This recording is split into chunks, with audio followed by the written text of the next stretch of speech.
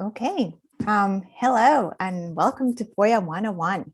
This is an introduction to public records laws and an explanation on how to request public records from Illinois and the federal government. My name is Alejandra Cancino. I am a senior investigative reporter at the Better Government Association, a nonprofit newsroom that uses the power of investigative reporting to expose wrongdoing and hold government officials accountable. With me tonight are my colleagues, Jared Rutecki and Sydney King and Katie Drews. If you have any questions, please write them in the chat and we'll get to that at the end of the presentation. So with that, Jared, Sydney, and Katie, please introduce yourselves. Hi, everybody. I am Jared Rutecki. I am an investigative reporter and data coordinator at the Better Government Association. I send about 12 to 1,500 public records requests a year, and I hope I can help you learn to get started on the path to sending public records. Hi, everyone. My name is Sydney King. I am an investigative reporter at Better Government Association. I don't send nearly as many FOIA requests as Jared, but I'm excited to share with you all some good information.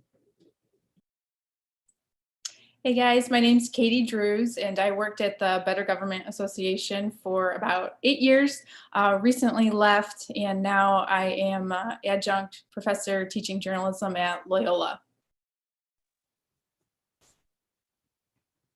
Great, and so we have a presentation for you all tonight. So if you give me a second, I will put that up in the screen. Great. Cue it up for us if anybody wants to follow along on their own or keep notes themselves. It is tinyurl.com/FOIA intro. So you can keep this in your back pocket for future reference. I guess it's covering Illinois and federal public records information. We can go ahead and flip through to the next slide. Got our intro, and kick us over one more and I'll get started. The Freedom of Information Act was at the federal level was signed into law by Lyndon Baines Johnson on America's birthday in 1966. LBJ had the benefits of the Democratic majority in the legislature, passed a lot of important laws in this line. All of the public television, public radio people can also thank Lyndon for their jobs, as he also created public media during his tenure. I guess in my background of hashtag partying like a journalist, I did visit the LBJ Museum in Austin, which is an absolutely awesome place to go. And I actually saw the pen with which LBJ signed for the federal FOIA law into existence. So I am, in fact, that kind of dork. And the Illinois FOIA law was signed much later, state level, at 1984. We were the last state to enact a public records law, so better late than never. Go to the next slide. Essentially, the Freedom of Information Act applies to public bodies, all government entities. This is kind of the text from the Illinois law. The federal law follows the same line, covers almost all types of government. There are a few exceptions related to public-private kind of partnerships and things along these lines. In Illinois, court records themselves are not subject to FOIA, though it's arguable whether the courts themselves are subject to FOIA. The federal law has similar structure that essentially defines all of the federal and state agencies that are then subject to the Freedom of Information Act request. We have both the text of these for the federal and local law here that you could check out to kind of get an idea of how everything works. And I'll flip to the next slide. What you got to figure out is essentially what is a public record. And this is records in Illinois are subject to FOIA. They include reports, forms, writings, letters, emails. More or less, when you think about it, anything that is written down or saved, if it is not exempted, is something that would qualify as a public record. So spreadsheets, designs, things along these lines. agencies are not required to create a record for you. This has to be something that is in their possession and existent. Querying a database doesn't qualify as something that's creating a record, but they don't have to sort of make something to answer a question for you. The law defines what in fact is or isn't a public record. So this is something that you got to kind of follow along, but it's something that's easier to probably understand than to just list all of. Flip to the next slide to know what's out there. How do you know what to request when you're making a public records request? One of the easy ways, I think, to know what people keep is there's a thing called a records retention schedule, something that you actually can FOIA. And it says what government bodies, what records they keep and how long they have to keep them for and when they destroy them. So this is one way to get an idea of what sorts of records government agencies keep. Let's say you're looking at a board agenda and you see them making a report on business development or taxes or anything else. Hey, that's something you can FOIA. Another way I kind of like to tell people to get inspired is to read other requests. I've got the site to Muckrock linked on the slideshow. You can kind of take a look over people's shoulders, see what works for them in other states or even other local journalists, and try to get inspired by stuff to give you an idea for public records requests. You'll definitely want to do a search for stuff, search specific sites, or search specific file types, kind of Boolean search and things like that really help you out with this stuff. In some instances, what we're calling blind or naive requests will work really well for you, like, records to show you X or Y. If you hear about a story, so you don't necessarily need to know what the record is called in Illinois in order to FOIA them. And the last bit, because I've said it earlier, that all records are essentially written documents and things along these lines are subject to FOIA, that in fact people's FOIA requests are subject to FOIA. So this is another way to kind of get a peek behind things. If you read a story where somebody was using public records, you could in fact ask for that FOIA and see how it was that they got that in order to give yourself a peek behind the curtain for how everything works. I'll flip to the next slide. Covers what can be requested. Essentially, like I said, anything that is a written document can be requested via FOIA. I have a list of a bunch of things here: personnel files, police reports, payroll data, incident reports, business licenses, 311, crash data, restaurant inspections. This is really just a tiny portion of the kind of stuff that you can request, and that's another way to keep an eye on it. So something that you can get to. These are like very specific things when I'm talking about these records. I also like to think about records requests in the form of how you're asking for them. So let's say you could request a general records request, all records related to this thing, this event, this person. There are specific requests. So say I want to ask for the contract between the city of Chicago and this business. This is a more specific bit. You can have parameter-based requests. These are all requests essentially that are, let's say, all emails between this person and this person on this date. These email accounts, these sort of things. These are ways that you can think about framing a request. And with that, I will hand the baton off to Katie to start talking about the basics of FOIA. Yeah, we'll go over some tips here about how to actually put together your request once you're ready and send that off. So first off here, every agency is going to have a designated FOIA officer. So this is the person who will be handling your request when it comes in, and the person you'll likely be communicating throughout the process. This person is required to go through training once a year, so they should be familiar with the law. Although I will say that doesn't mean you might not necessarily, or you might have to remind them sometimes about how it does work. But so what you want to do is you want to locate your FOIA officer first. And the city of Chicago and the state of Illinois, they're going to have different FOIA officers for different departments. And so we do have links to you here that can take you to their contact information. Otherwise, generally, you can just do a quick Google search. Like I usually will say FOIA and the agency. And if it doesn't pull up right away, I'll do just a phone call to the agency and just call and ask and say, hey, who's your FOIA officer? Can I have their email address? And so once you locate that person, and their contact information, you do have to submit your request to them in writing. Sometimes they have forms and special databases that they ask you to use, although you are not required to use those, so you don't have to if you don't want to. Sometimes I prefer to use my own email address instead, or use my own email account for it, and then copy and paste the letter into the body of an email, and have it within my account. That way it's easily searchable in case you need to pull it up later for further reference. So some of the exemptions are going to pop up here relate to private information. Unfortunately, we can't access anything and everything we want through FOIA. So some of the things you can't get any home addresses, phone numbers, social security numbers, employee ID numbers, for example, any private information.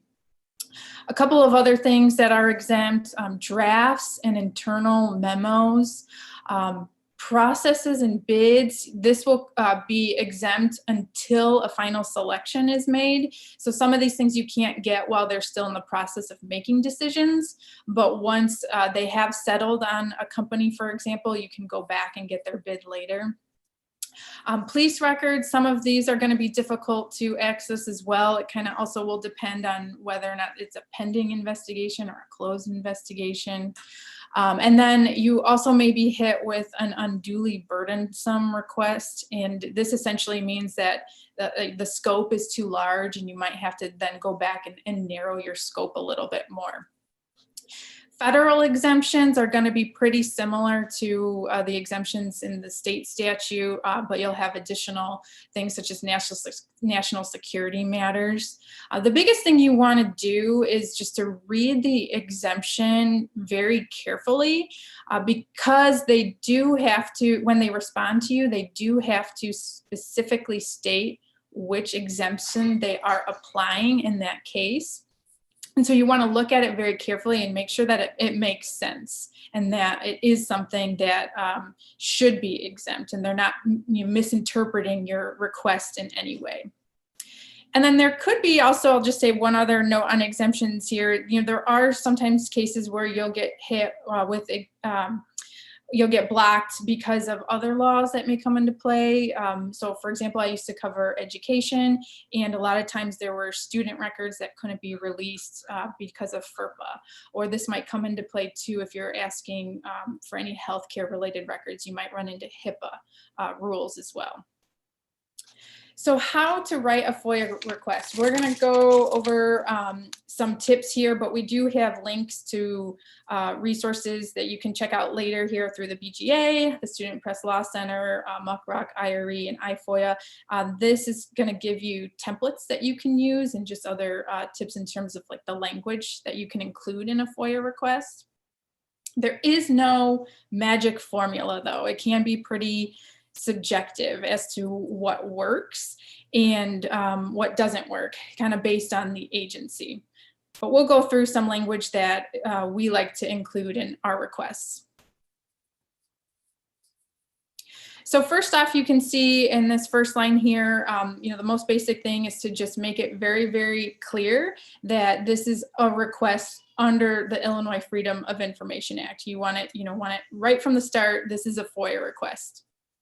And then to the second graph here, basically is saying that if something is exempt, I want you to tell me what it is and why it's exempt. So you want to, again, know the specific exemption from the FOIA statute that they are trying to apply. That way you can, again, assess it. And then the third part here is basically saying, if there are some parts that should be exempt, don't withhold all the documents just because some piece of it may be exempt. Please give me everything you can give me, and then just redact the pieces that need to be exempt. So for example here, if I'm asking for a document you can redact the student names, which would be the private information, but still provide me with the majority of the document then. And then this last line here, if records are kept electronically, please provide them that way. We include this a lot in our requests, just to say, right off the bat that, we want something, say if it's in a spreadsheet form, that's how we want it.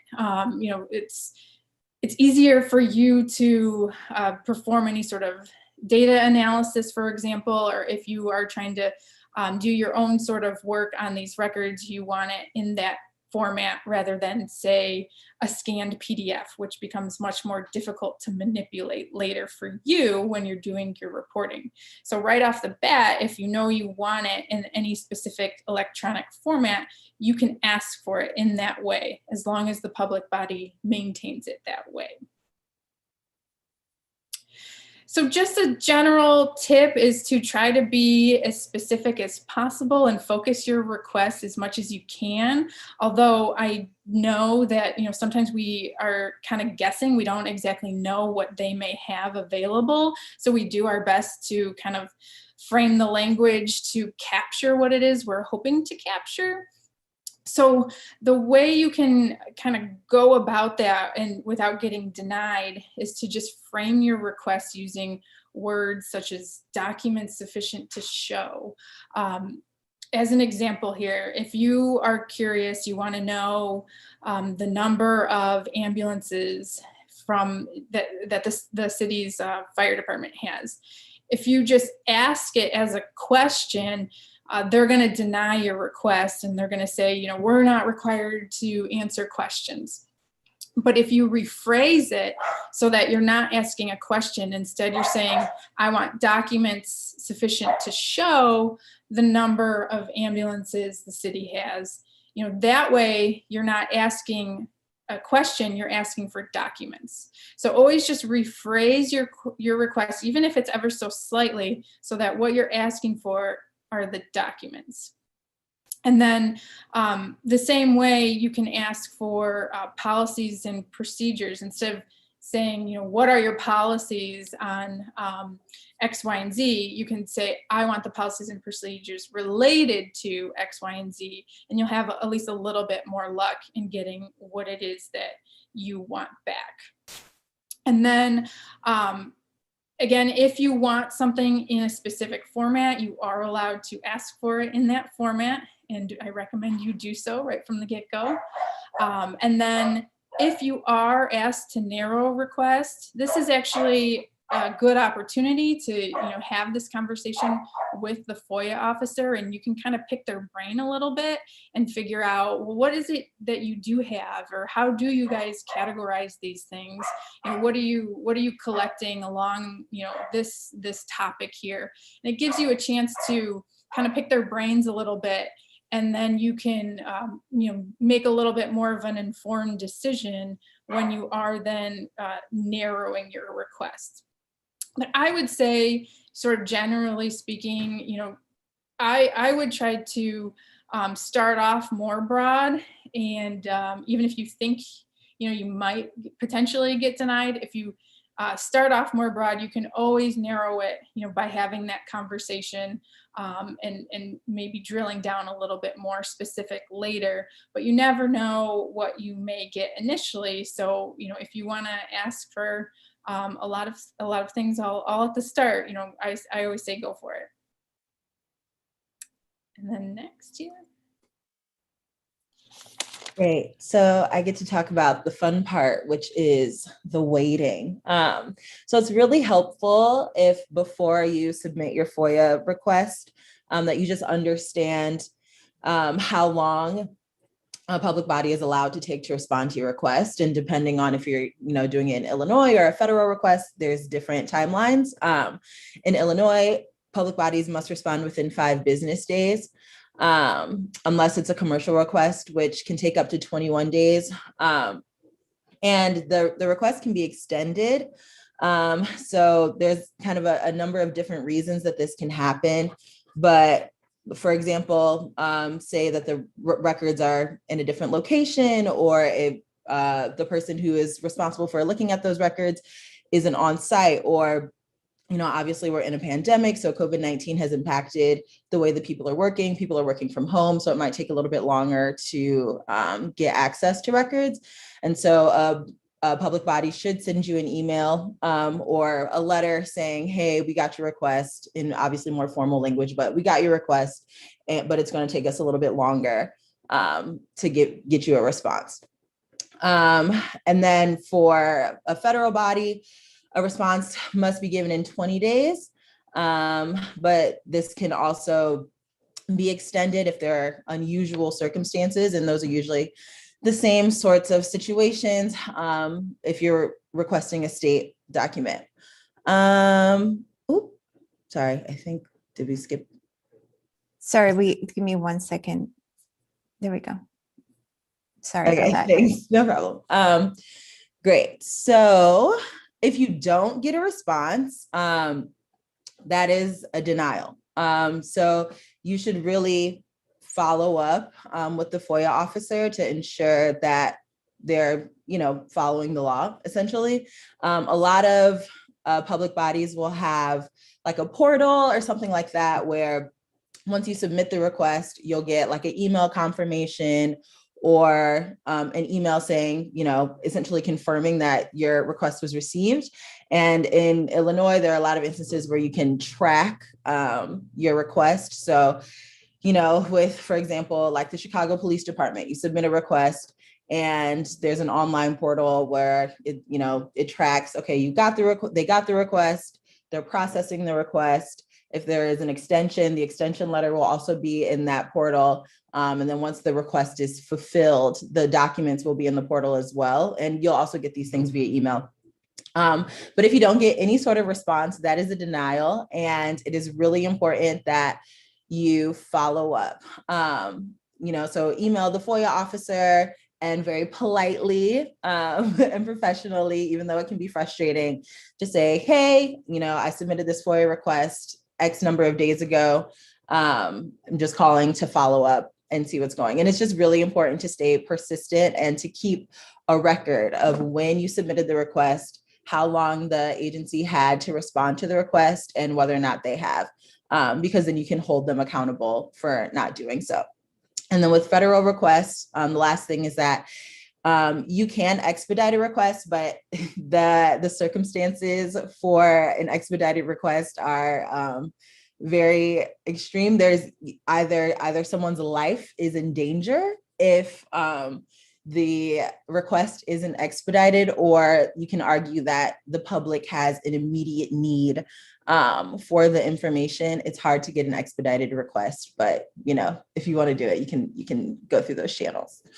I got one time. One, that's it. Oh, wow. That's succeeded impressive. Once. Yeah. Okay, we can go to the next slide. Great.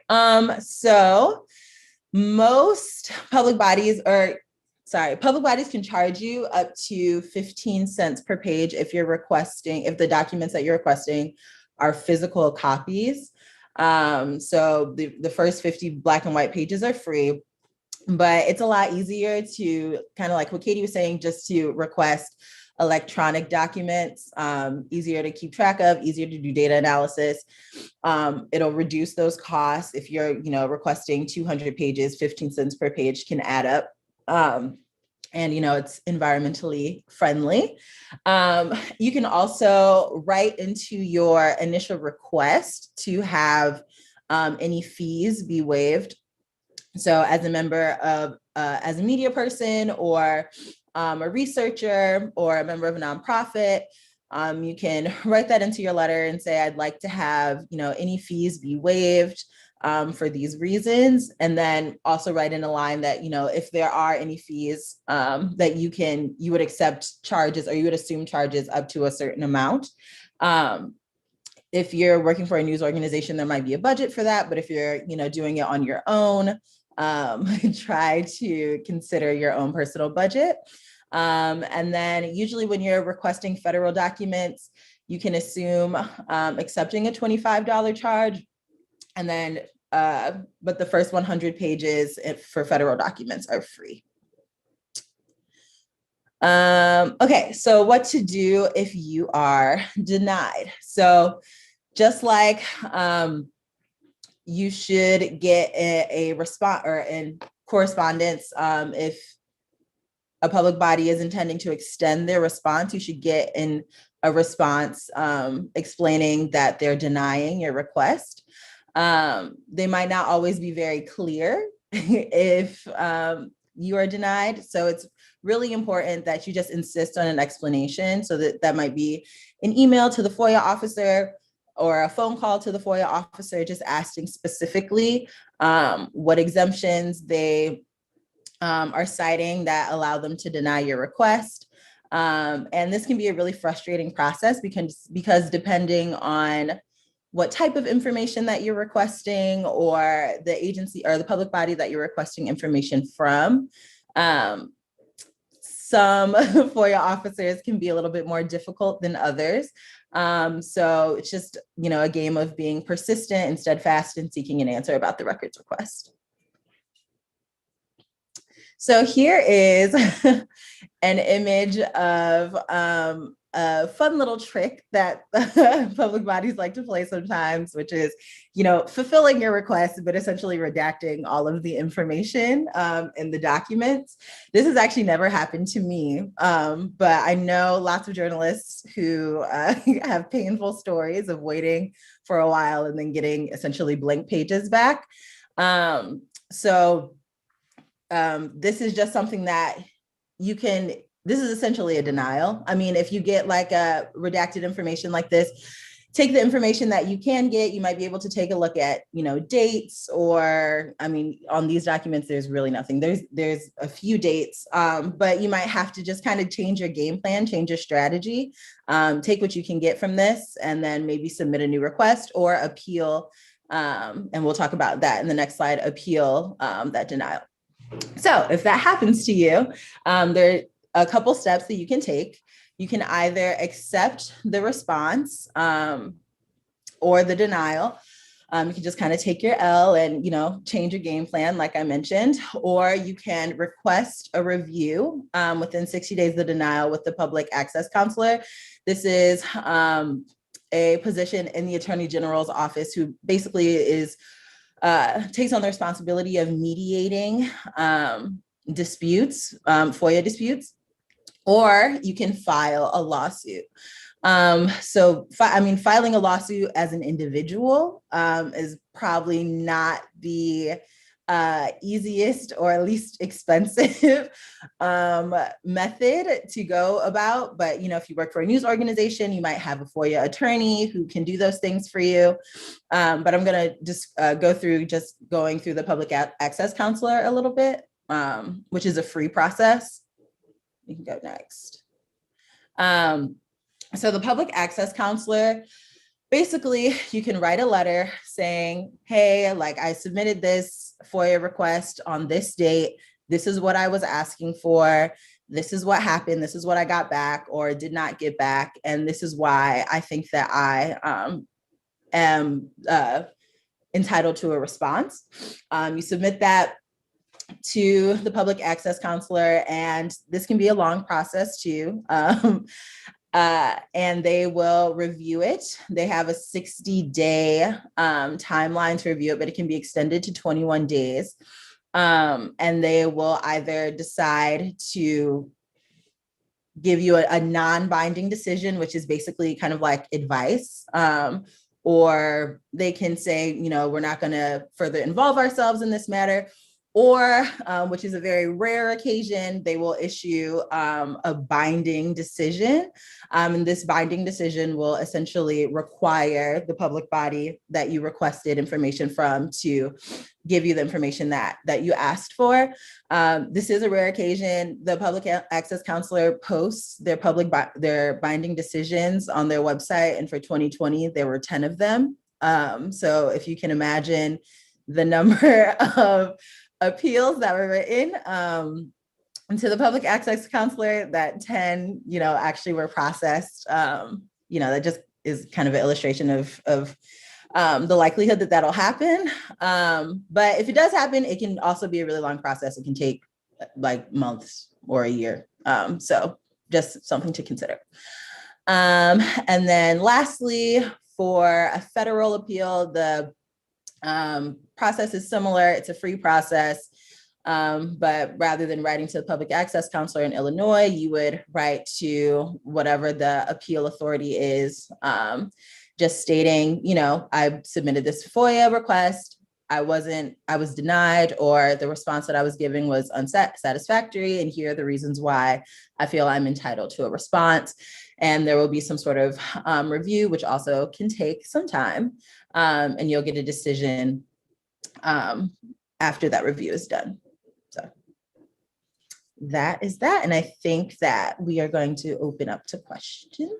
I might add just one more quick one with the public access counselor and those pieces. Like, I think it is a good resource for some people, particularly resource poor. Like, my personal advice on a lot of it, like, sometimes it's something that makes sense for a lot of people, but there is a lot of value, I think, in lawsuits for a lot of these. It's a little bit trickier at the federal level, but the benefit is that there are attorneys, particularly there will be a lot of them walking around at this particular festival. And in Illinois, you do have the ability to fee shift. So there are attorneys who will in fact take your cases on your behalf, essentially pro bono. And the benefit is, whether you are in the right in these cases, that you don't pay for them because the municipality or the government agency ends up picking up the bill for this, because they're essentially responsibility in the problem with the role. So while the kind of Sydney described it very well, it's like, you get binding decisions and non-binding decisions. The non-binding decisions are completely meaningless, and the binding decisions don't really have a lot of teeth.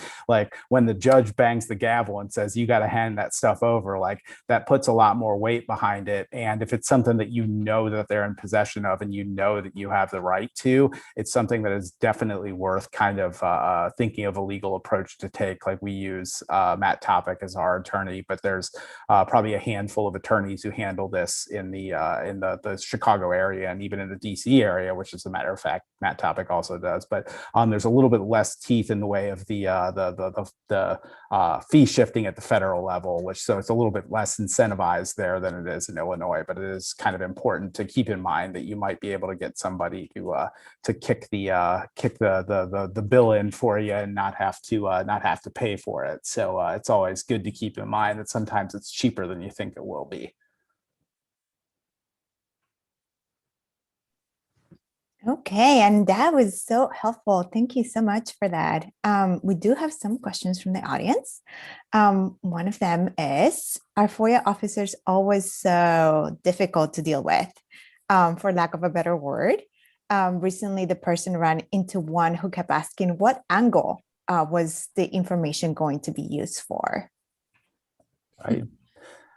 I'll say that it's not uncommon for FOIA officers to be difficult, but I wouldn't necessarily assume that right off the start, though. I like to at least go into my FOIAs with a little bit of hope that someone out there will be helpful.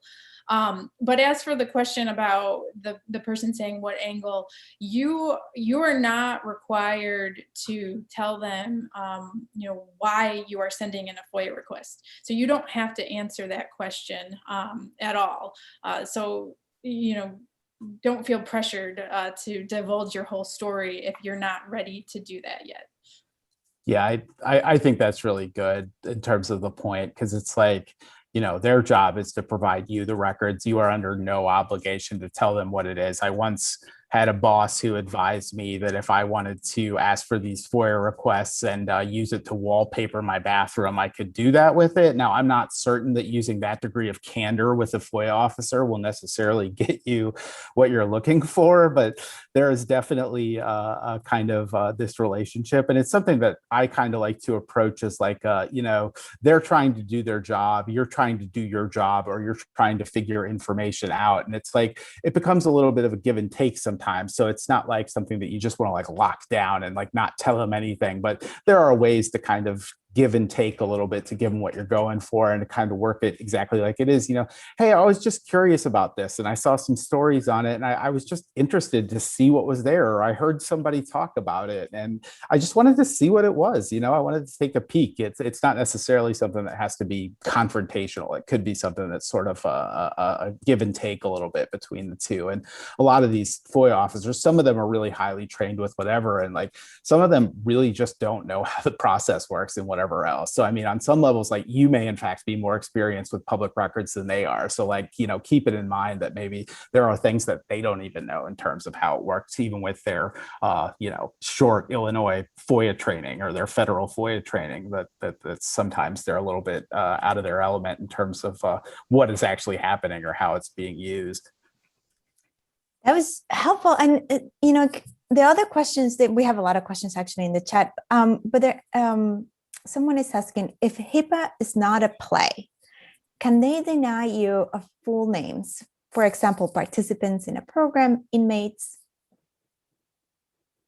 Probably a situation by situation case, because there are definitely instances where members of the public identity wouldn't necessarily be subject to FOIA. Like there's essentially the idea of like it's an idea you get into when you're talking like libel cases and things like that. Like public figures and things along these lines have a much greater kind of degree of newsworthiness than say like the average person on the street. Now, someone in a prison situation, my guess for like some of these things may be in fact that they might not release it for not necessarily HIPAA, but something along the lines of like that you can actually get the information somewhere else. Like this is another sort of like escape clause, particularly in Illinois, is like if the data is posted somewhere, they say, well, I don't have to give that to you. Well, it's already up there. So like, this thing, but like in a jail sort of situation or a prison sort of situation, there are some degrees that I think they would keep like personal details, birth dates, and those sort of things that might be exempt from disclosure. But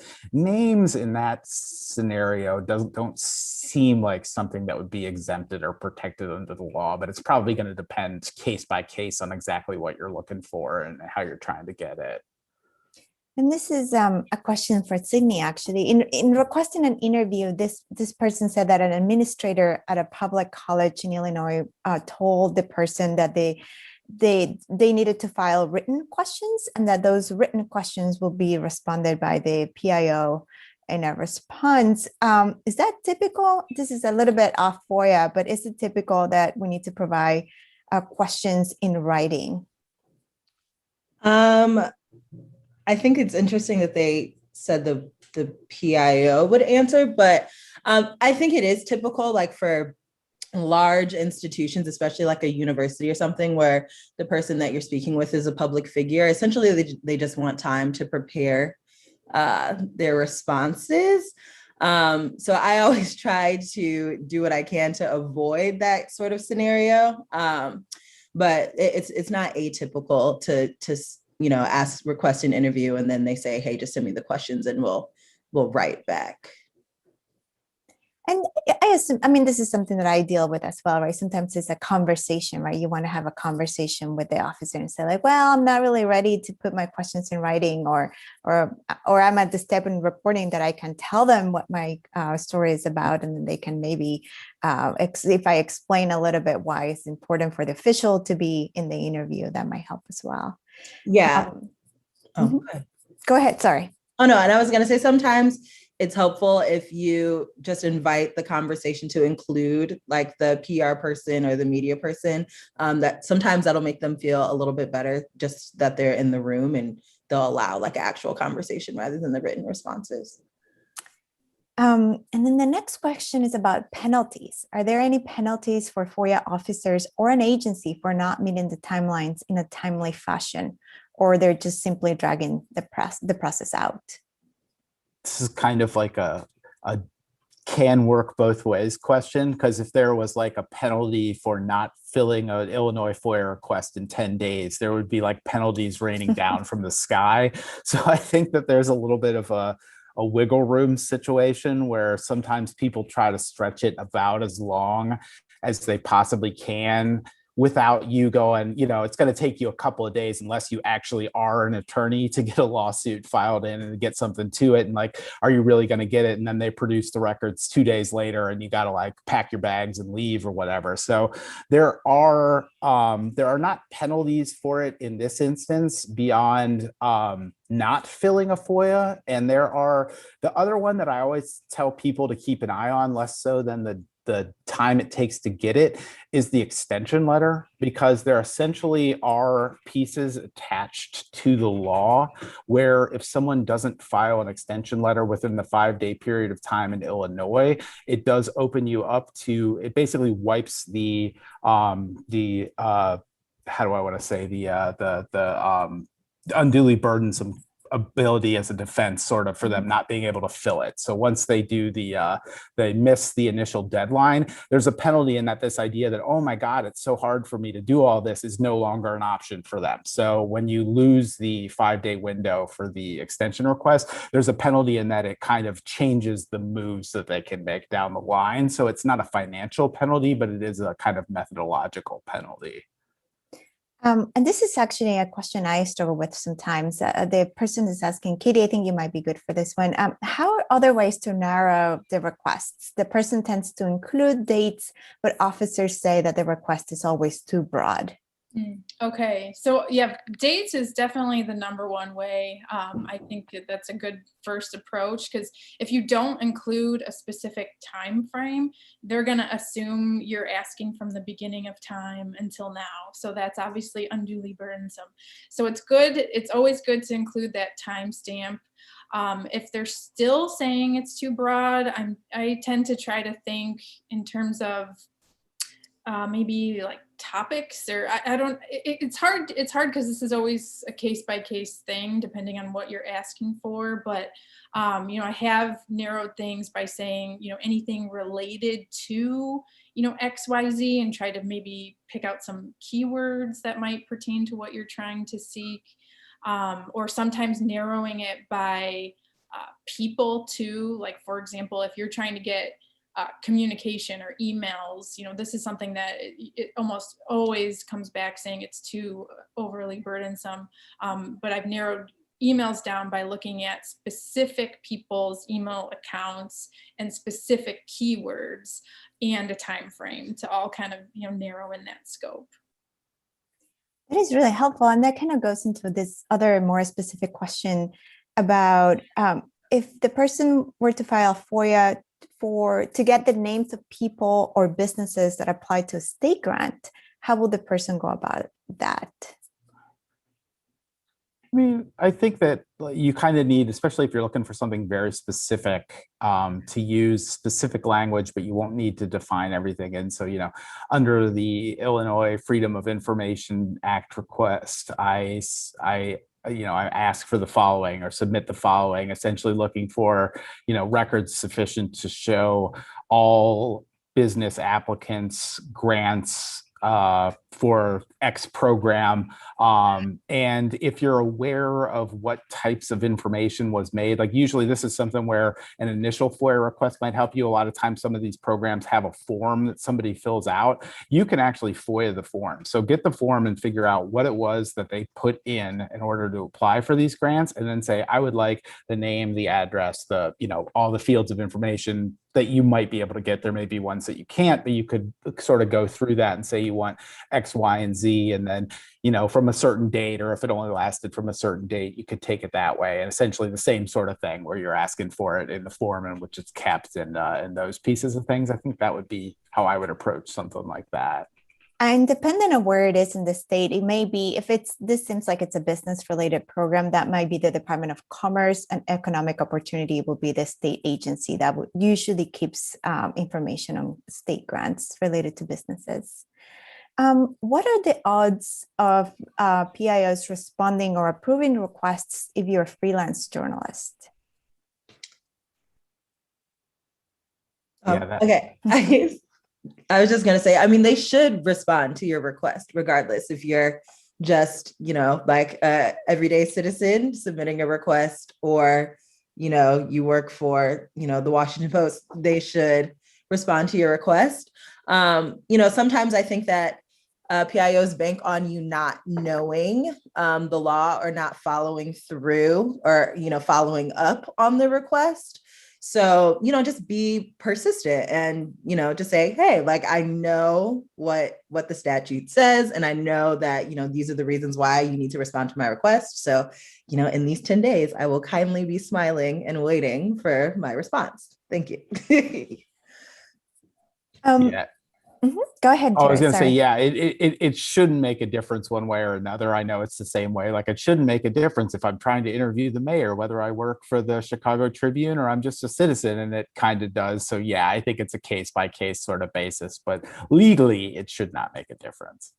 And you also don't even have to give your name either.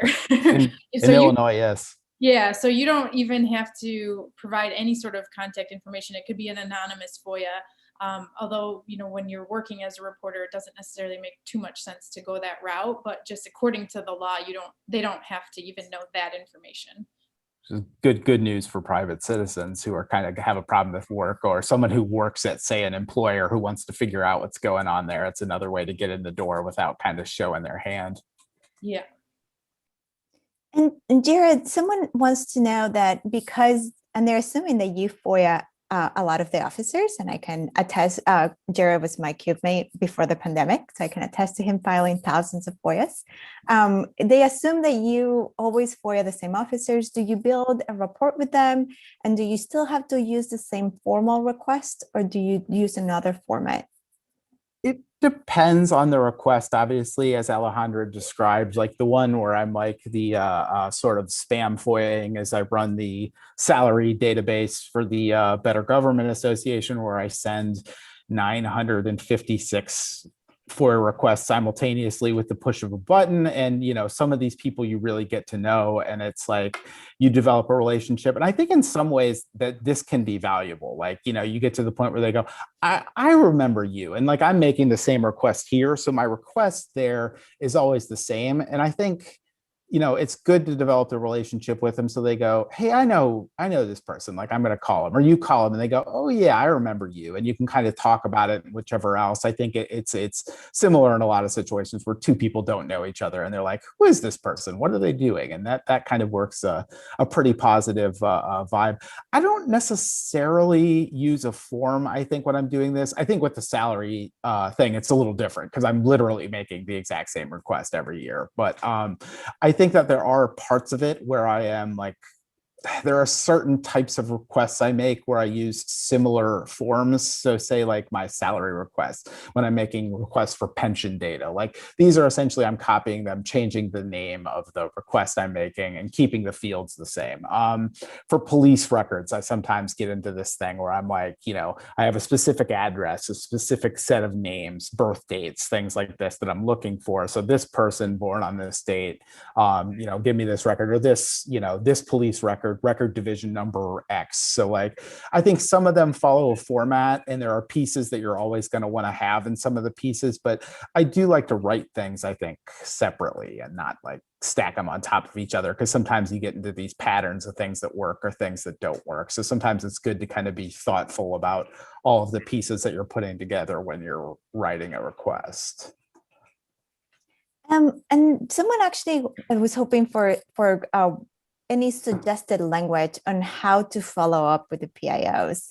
Could it be like, hey, it's been a month, or how do you do it nicely? What words do you use? This is like my favorite thing, because I'm basically like a FOIA telemarketer. So I essentially, this is why like documenting all of your stuff is really important. So first of all, you should definitely have a thing where you're keeping track of like, when did you send it? Who did you send it to? And whichever else. And my first thing is like, I call and I say, hey, this is Jared. I sent you a FOIA request on the 12th, and I didn't get a response to you. So I'm just calling to see, like, because I know sometimes these things end up in your spam folder, and like, is that what happened? Or like, did you forget about it? Like, I'm just calling to see, and then it's like, I sort of work on an accelerating degree of kind of getting worse and worse as time goes on, where I'm like, look, I've called for 5 days straight now. You're on 30 days. Everyone has responded to this request. I think one of my cards I pull out of the back pocket is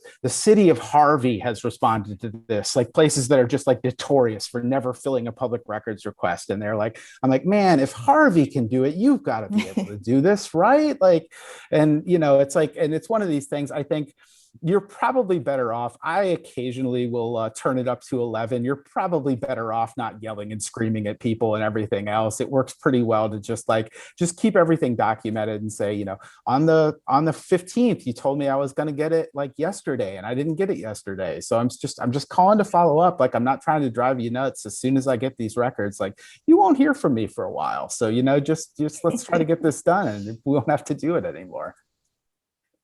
And for keeping track of large numbers of FOIAs, Katie, this is something that I think you had to deal with also when you dealt with the public pension database and the salary database. How did you keep track of all those thousands of requests?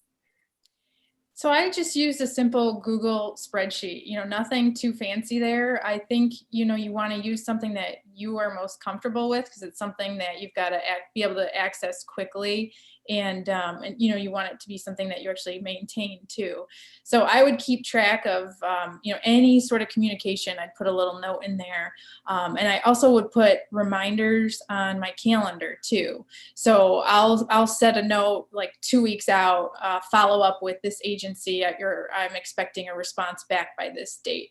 So those are my methods, the calendar and then a spreadsheet as well.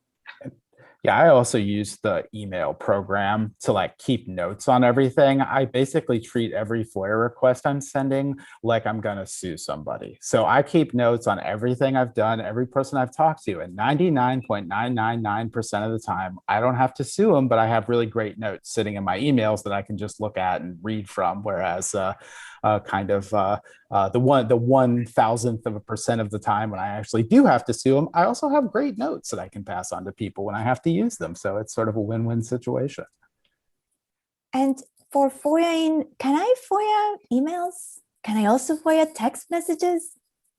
Ooh, these are awesome. I love the FOIA thing. So the email is weird. You can definitely FOIA email. There is a limit to how you can do email, and some agencies are far more cooperative than other ones. So a lot of times it's like they'll want a list of emails and they'll want a list of search terms. This is usually how I go about it. So it's I want an email from person X, person Y, and person Z. I want it from January 1st to February 20th. And I want it to have these terms in it. And then if you get something that's a little bit too common of a term, there will be too much of it.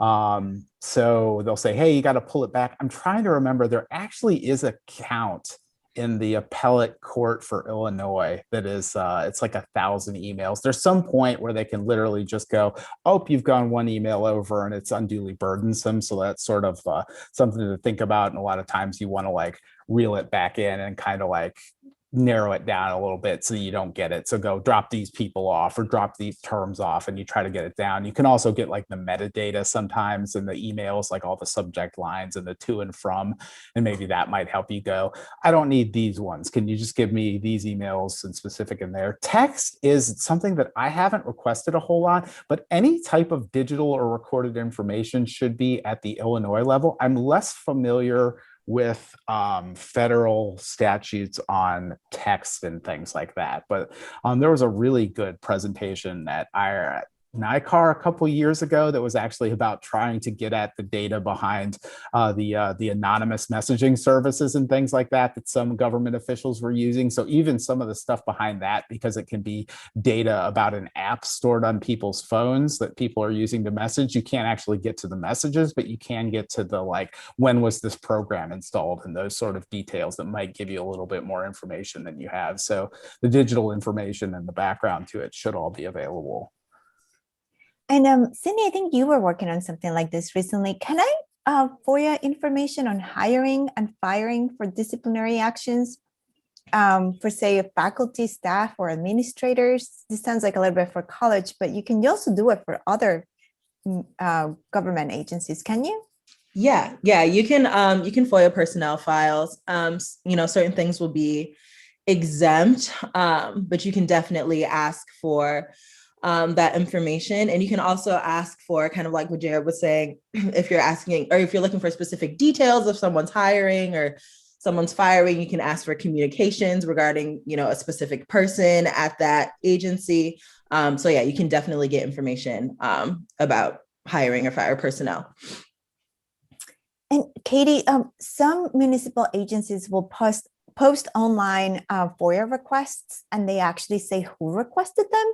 Why are they doing this? Am I supposed to reach out to the person to see if they got a FOIA and bypass the agency? Yeah, that's interesting. Well, a lot of these places do this and they say it's for transparency. They're being so transparent, posting all this information online, but they don't post any of the records that we're actually seeking online. So my theory is this is actually frustrating, as a reporter, because now all of a sudden, maybe it's out there, something's out there that you didn't necessarily want out there, something that you're starting to poke around or look into. So I don't know exactly if they have that ill intention, if they are trying to, just kind of like hurt us a little bit by doing that, but it feels that way sometimes. So sometimes it can be helpful though, you do get ideas from other reporters and other FOIA requests. So I do think they are kind of fun to look through and see what else is out there. And you can kind of get inspiration in that way. If someone did request something similar to what you are looking into, I don't see why not. Like, why not reach out to that person and just kind of pick their brain a little bit too. If you're looking into something similar, I don't think I've done that actually, but I don't see why it would hurt. Why it wouldn't hurt.